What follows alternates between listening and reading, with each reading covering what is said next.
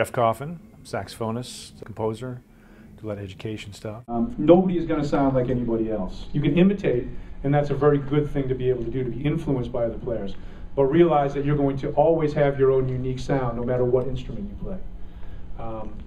You can't sound like anybody else. It's just impossible to do. You can come close, but it's not going to happen. I was always really into vocalists and the way that R&B and soul vocalists would really bring something out of a note. People like Marvin Gaye and Aretha, Otis Redding, Gladys Knight also. And I remember as a kid listening to that and being really drawn to that real emotional kind of thing. And so I think when I started playing saxophone, it was sort of a natural inclination into that, because I don't have a voice. I don't have a good singing voice. One of the things that I do like to talk about at these clinics are the fundamentals, what I call the big five, and I like to start thinking about those also while we're playing, and realize that everything we play comes from the fundamentals, and that the fundamentals are the roots of everything that we work on, that we continue to work on.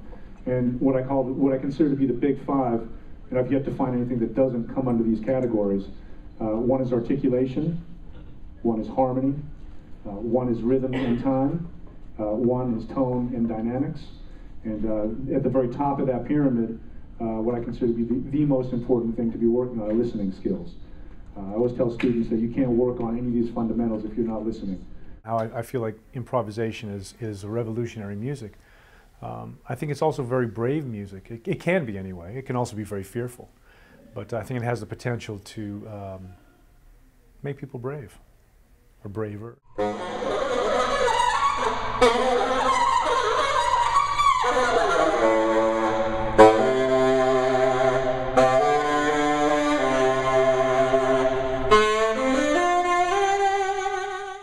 The word mutet comes from the word mutation. So it can be whatever we want it to be.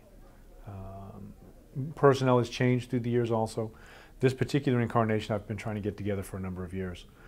Just having played with everybody separately, but also in configurations together, I thought, okay, if I can get these guys together, this is going to be something that's going to be, I think, really special. The way this group listens to one another and reacts to one another and is the catalyst for one another is really interesting, because we're almost kind of chasing each other.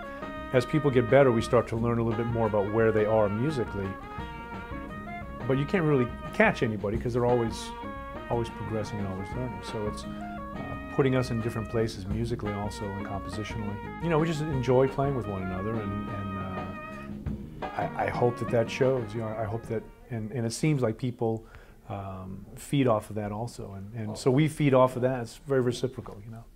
I think we've all listened to a lot of music, but the thing for me is that I think music should have motion and movement to it. I think that it should move us emotionally also. But as long as that pulse is going on, it seems like it affects something certainly in me. And so that's some of the elements that I try to bring in there, but I try to make the melodies simple. I try to leave landmarks also so that it connects the audience in, it connects the band in. I like having the horns as part of the solo sections also. Some of my tunes have a melody that's going all the way through that we're playing over the top of, kind of like, and I don't mean to compare this in any way to it except for in the idea, when Miles played Nefertiti. And so trying to bring some of those concepts into my composition.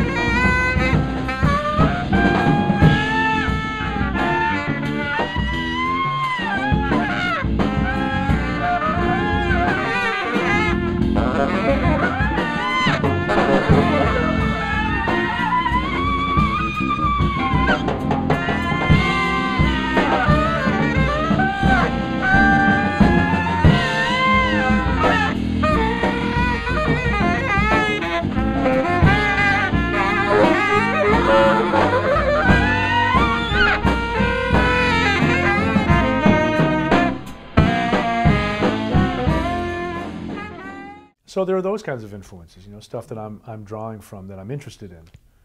And so I try to bring it to them and just go, see what we can do with it. It's usually pretty fun.